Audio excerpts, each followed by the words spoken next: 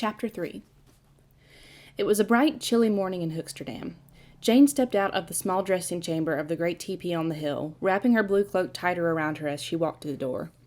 The flap had been rolled up and fastened so that she could see outside. Out front, a great fire was crackling in the pit, throwing sparks high into the morning air. Chief Morphin was tending it, and Leaf was bringing him an armful of wood. The sun had just risen. Jason came through the back door of the teepee, carrying a heavy kettle filled with water from the brook. He was followed by Mara and Biff, who were both carrying herbs and vegetables that they had just gathered from the garden.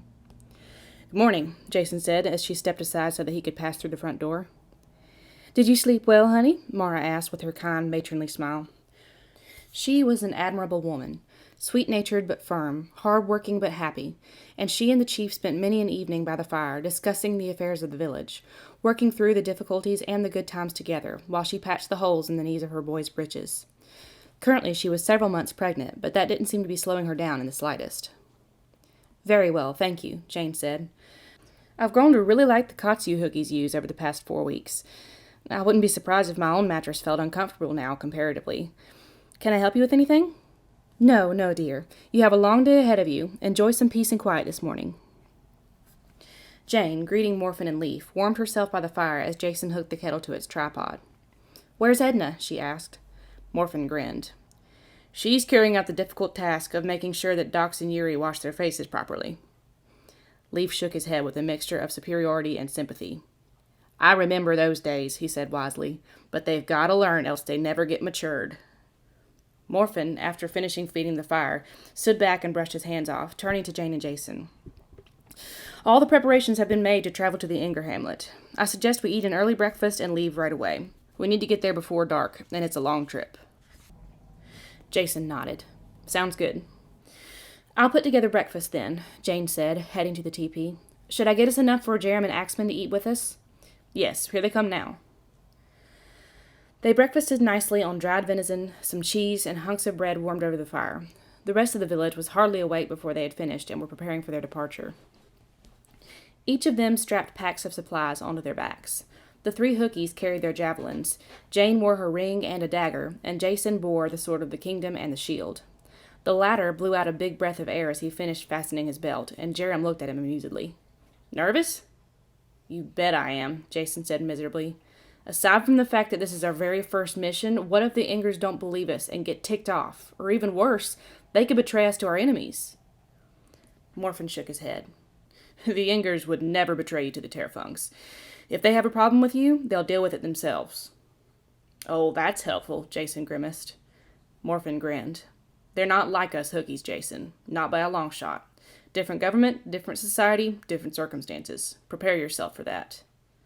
"But I'm screwed already. I have no diplomatic experience. 0. "No, you don't," Axman agreed. "I detest people with diplomatic experience," he added darkly. "Just tell the truth, answer questions, and be respectful. And if someone has a problem with that, you don't want them on your side anyway." Jane laughed nervously. "Axman has a point, Jason." "I know," he sighed.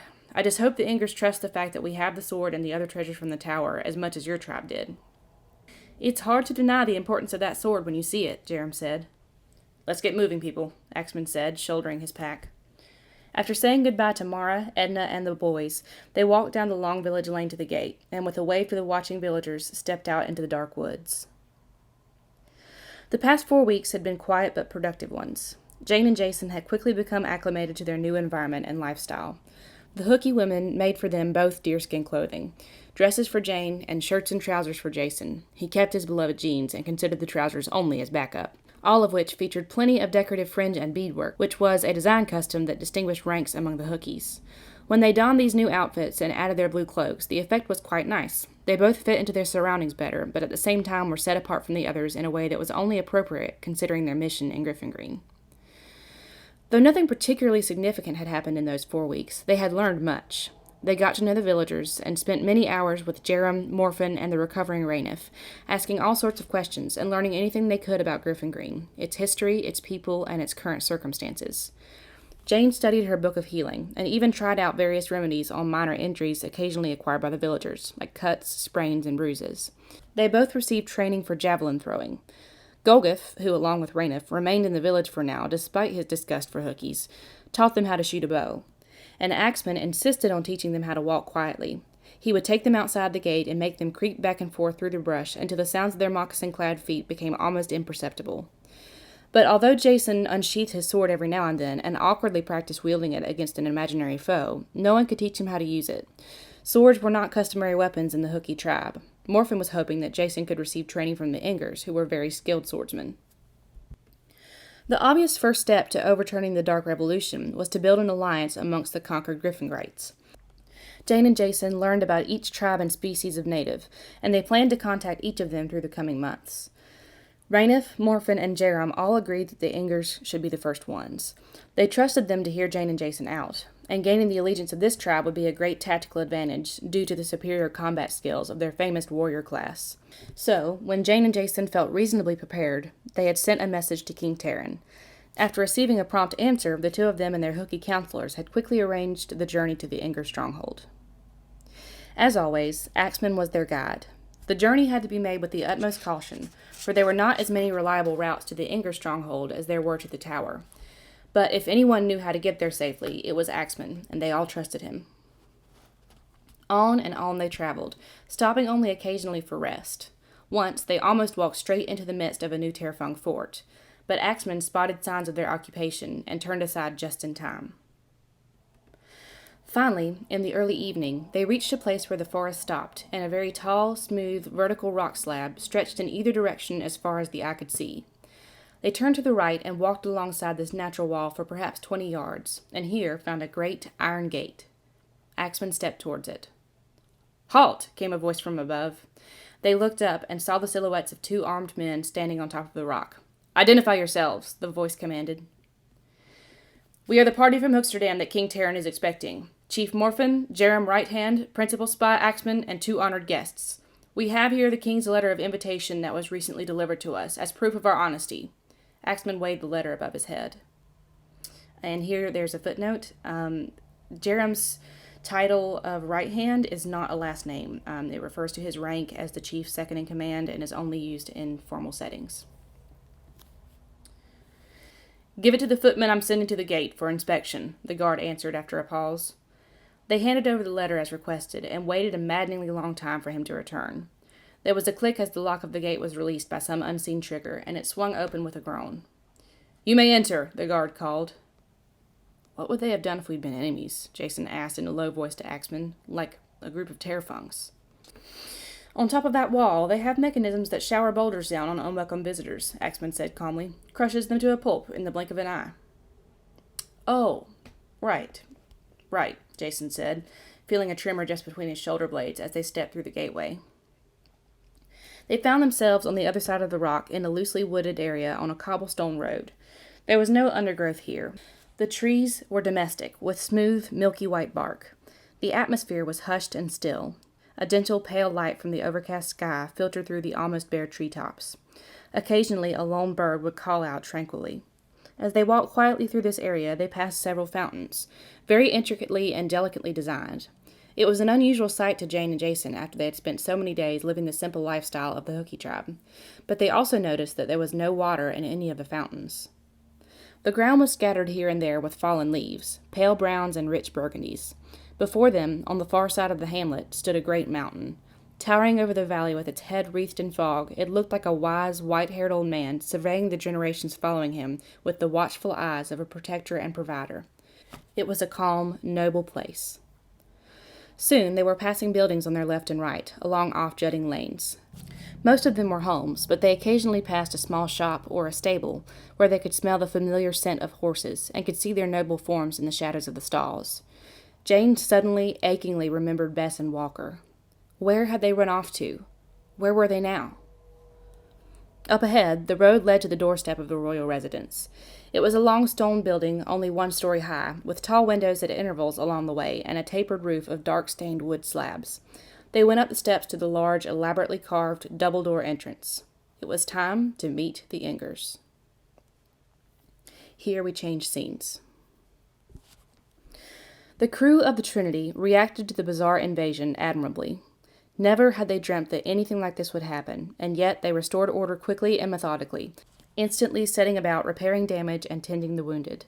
The fumigated sailors were watched carefully throughout the night, as they slept heavily and filled their lungs with fresh air.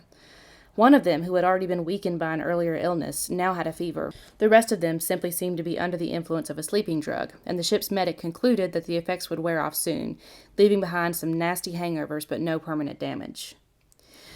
It was now mid-morning of the following day. Admiral Gibbs, who had snatched a couple hours of uneasy sleep after dealing with the immediate concerns of the previous night's events, had risen early and returned to the scene of the invasion to examine it more closely. But his examination did little to reveal the identity of the trespassers. The tools that the crewmen had found in the bench of the chariot were not helpful as clues. They were as peculiar as the chariot itself. A long, slender but powerful blade with a serrated edge of astonishing sharpness and an extremely keen point was the only item that made much sense. It seemed to be what the pirates had used to cut through the wall of the Trinity, but no one had ever seen a weapon or tool like it before. Admiral Gibbs and a couple of the sailors gathered around an empty water keg and thrust it into the wooden plank. It pierced through the tough fiber as if it were butter, and came out the other side of the keg in one clean thrust. It was either forged by the most brilliant smith alive, or enchanted, or both. The next item puzzled them greatly. It was a sort of hand bellows, with curious designs on its body. Squeezing the handles together forced air out of the tip. It took them quite a while to even begin to imagine what the device was for. There was no fire to tend in the chariot. Had they been planning to start a fire on the ship? But why go to the trouble of bringing a bellows along when they would obviously be in a hurry to simply start the spark and run? Eventually they settled on the idea that the bellows somehow helped inflate the material that fused the chariot to the ship. There was also a jar of a mucus-like translucent liquid that gave off a strange odor, and several slender pipe-like tools whose purposes were also hard to identify. In addition, there were several spare weapons of various types. After an hour more of intense studying, the Admiral had ordered all the items to be put away for safekeeping and future analysis. His conclusion, from what he saw, was that these men were pirates from one of the islands that dotted the western ocean off the coast of his home country.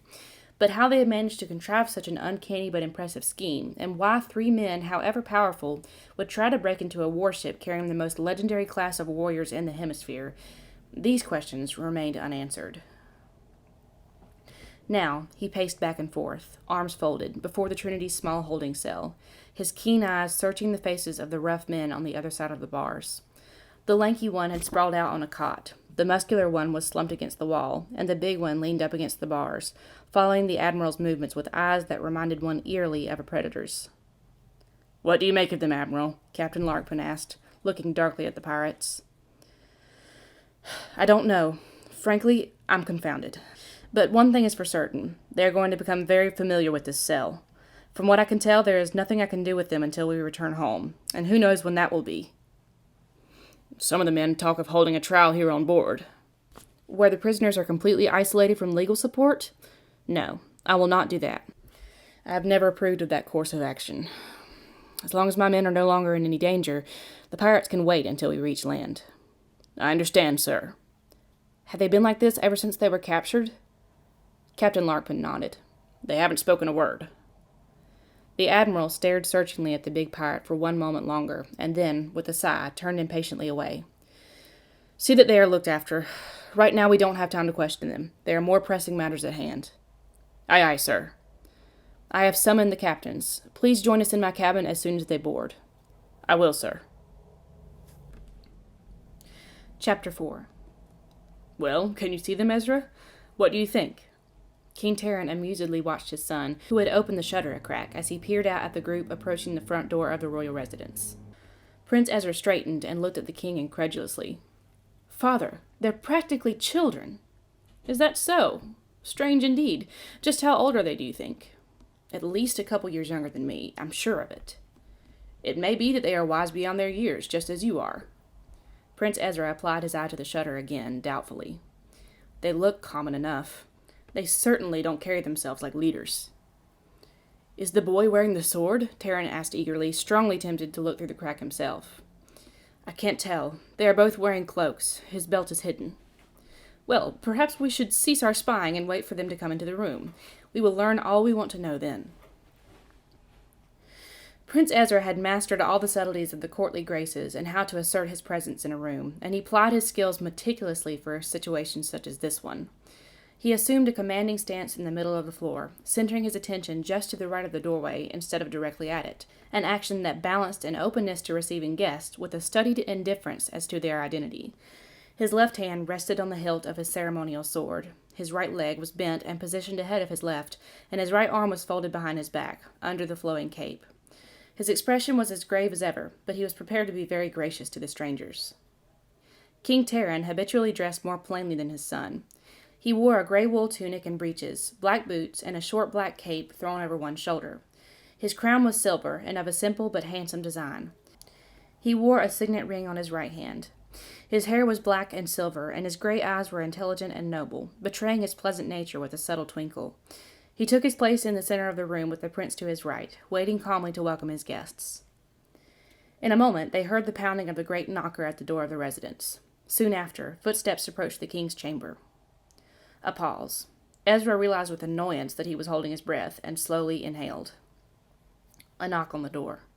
"Enter," King Tarrin called. Flynn, King Tarrin's personal aide, stepped in. "Your guests have arrived, sire. Chief Morfin, Jerem Right-Hand, and Axman the Spy of Hooksterdam, and the honored Jason Fields and Jane Kents," he announced, bowing. The guests filed into the room in the order Flynn had named them, and stood in a row facing the king and his son. The hookies and the boy bowed, and the girl curtsied. "Morfin, welcome. I am very glad to see you again," Tarrin said, shaking hands with the chief. "Likewise, Tarrin. You are looking well, and your son has grown into a man since I last saw him." The prince shook his hand and greeted him sincerely. He remembered Morfin from many years ago. He vaguely recalled the long and spirited conversations the chief had carried on with his father, and the pieces of their debates that his eager mind had absorbed even at such a young age. From what he remembered, they had disagreed strongly about how their tribes should respond to pressures from the Terrafungs, and yet their regard for one another remained high. Prince Ezra respected the chief. Tarrin turned to the other hookies. "Jerem, I am glad to see you at the chief's side, as you have been from your teenage years. I know how he values your aid and counsel. And Axman, it is always a pleasure. I am indebted to you for the knowledge that you have allowed your spy to share with us, Morfin. He has been a great help." "I'm glad to know our tribe is not the only one benefiting from his skill," Morfin said. "Now, let me introduce you to Jason Fields and Jane Kents." Jane and Jason, who had been standing back a little while these greetings took place, stepped forward as Morfin beckoned, pushing aside their nervousness with polite smiles. Tarrin shook hands with them and welcomed them to the hamlet kindly. "Thank you, sir," Jason said with a respectful bow of his head, wishing his voice wouldn't shake. "I appreciate you allowing us to come on such short notice. I know it was a risky choice, and I promise I'll do my best to pay you back for it in the future." Tarrin smiled. "I was intrigued by your letter and by the news of your identity, and I'm eager to hear your story. But first, meet my eldest son, Prince Ezra. He is about your age, I believe." "I am 18, Ezra said with a stiff bow to Jason. I'm 16. Nice to meet you," Jason said confusedly. Jane nodded to the prince shyly. While she was normally not the bashful type, she found his intense expression and stern demeanor rather intimidating. He bowed to her graciously. King Tarrin waved his hand hospitably. "Please, be seated, all of you." They obeyed, taking their places in the carved chairs that had been arranged in a circle for them. The king, placing his hands on his knees, said briskly, "Now, let us get to business right away, for I know that is what we all seek. Please tell me, if you will, about your remarkable arrival to Griffyngrein. After that, we may discuss why you are here in my hamlet." Jason was a better public speaker than Jane, as she had reminded him beforehand, so he had been appointed to perform this exercise. He took a deep breath and began their tale, knowing all the while that the Inger King and his son were watching and listening very closely. Now we change scenes. The three prisoners on the Trinity were quite alone now, except for the pair of armed guards at the end of the corridor. They were not talking to one another, however. Not yet. The air was very tense. The long, lanky pirate was still sprawled on the cot. The muscular one was still slumped against the wall, and they were both looking with a mixture of boredom and wariness at their leader, who stood motionless, grasping the bars, his massive back turned to them. It had been this way for a long time now, and they seemed to become more uneasy by the moment. Suddenly, the big pirate spoke one word in a quiet but chilling tone. "Prillick." "Eh?" the lanky one said, starting up and rubbing his eyes. "What's that, Borg?" Borg slowly turned to face the other two pirates. "What happened after Prelic?" The muscular one shrugged his gleaming shoulders. "Took the money to the islands, drank a lot of rum, bought the best scimitar you could imagine. Aye, she was lovely. Wish I hadn't let that Uruk woman near her." "That's not what I mean," Borg snapped. "You two were men back then. Or so I thought. We executed every step of the mission with precision and fought off 27 of that cesspit's fiercest braves in a burning counting room. And yet today, I could not believe my eyes. What happened to you?" "We did our best," growled the muscular one, shifting his position against the wall uncomfortably. "That was your best?" Borg stepped towards them. "Kedge," he pointed his finger at the lanky one. "I have seen barmaids fight with greater stamina than you. And Argo, you are like a blind bull, all strength and no tactics. Perhaps I should have killed both of you and done it my own way. I would have gotten the payment all to myself." Kedge gripped the cot and glanced at the guards nervously. The muscular one moved an inch further away from Borg, who rolled his eyes. "Rest at ease, ladies. I would not profit anything from killing you now. Don't want blood all over my cell." They both relaxed a bit, for they knew that Borg was indeed quite economical with his time and effort. If an action did not benefit him in some way, he didn't do it, regardless of the emotional motivation. However, that did not mean they shouldn't keep a respectful distance, and they did. Borg seemed about to say something else, but they heard a voice at the end of the corridor. It was feminine and pleasant. "No, I don't need anyone to accompany me. Thank you for offering, but I'll be fine by myself. You may go ahead to the galley and get supper." A man, sounding slightly concerned, answered back.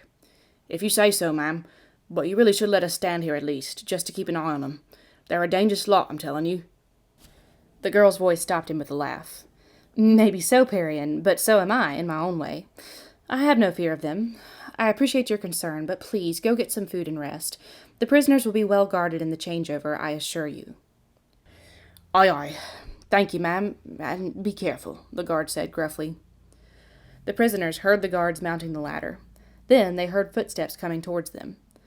The three of them approached the bars to have a look, and beheld their visitor with surprise.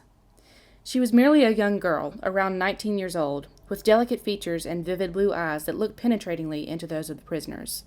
Those eyes looked familiar. After a moment, Borg, who was highly observant, remembered that they were like the Admiral's, which had been looking at him so closely and sternly earlier that day. The girls were honest, intelligent, and keen, like the Admiral's, but her gaze was slightly softer. Her reddish-brown hair was done up neatly at the back of her neck, and she wore a dark blue dress with a white collar and cuffs. She was carrying a large tray with an assortment of covered dishes.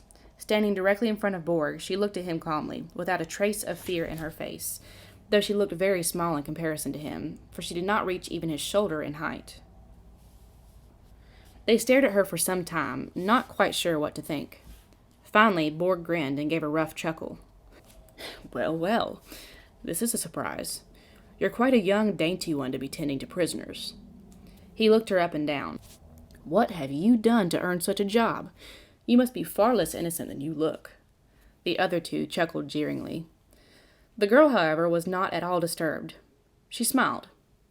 "I simply requested it," she said, putting her tray down and taking out a set of keys. "I know that I'm the only one on the ship that really has the time to do things like this. Besides, I am particularly interested in figuring the three of you out." She selected a key and put it in the lock. "I am the Admiral's sister, Carrie Gibbs." "Pleasure to meet you," Kedge managed to sneer as they stared in disbelief. Was she mad? She carried no weapon and had refused the company of the guards and was now entering their cell alone. She knelt down and picked up the tray, and walking in, set it down on the cot. "I brought your dinner," she said kindly. Thank you," Borg said slowly, gathering his wits. She was uncovering the dishes and paid very little attention to any of them. He glanced at the cell door. It was wide open. The hall was completely empty. He looked back at his men and gave a subtle nod. Of course, it was risky, but he had escaped from worse. Their carriage was still ready, no doubt, and he could still accomplish what he had come for. "There," Carrie was saying, straightening up. "Your meal is ready." She was about to turn around when Borg grabbed her, clapping a hand over her mouth. Kedge snatched the keys from her hand. Argo began to tear off a piece of blanket with which to gag her. There was a zap and a sizzle. Borg barked in pain and fell backwards against the cell wall, clutching his side, as the foul smell of burnt skin filled the air. The girl darted free and held out her hand for the keys that Kedge clutched. "Hand them over," she commanded. Argo loomed up behind her. There were 2 more zaps. Argo collapsed, and Kedge dropped the keys, howling and nursing his hand. In a flash, Carrie was outside, closing the cell door with a bang. She folded her arms and looked at them coolly. "You shouldn't have tried that," she said, shaking her head. "You'd better be glad I was gentle with you. You don't deserve it after what you pulled. Especially with my brother," she added, the softness gone from her eyes for a moment, as she shot an icy look at Borg. Borg peeled back the singed edges of the holes in his shirt from the silver-dollar-sized burn on his side. "Gentle, eh?" Kedge was sucking his raw fingers, and Argo was looking his knee over carefully. "You're alive, aren't you?" Carrie retorted. Borg grunted. She looked at them for a moment in silence before speaking again. "Now, you've learned your lesson, and from now on I expect wiser conduct from all 3 of you. I don't know what you were thinking when you came aboard this ship, but I can guarantee that you don't fully understand who you're dealing with." The pirates were sullenly silent. Kedge gagged a little at the burnt smell, which was horribly strong, and coughed involuntarily. Carrie's brow cleared, and she brushed off her hands, adjusting a queer ring that she wore on her right middle finger. "Well, I've got to go find some salve for your burns. They aren't serious, but I'm sure they hurt. I'll be back in a moment." She gestured to the food. "Eat up, gentlemen." Turning, she walked off down the passageway, repinning some hair that had come loose in the tussle. They stared after her as if she were a ghost.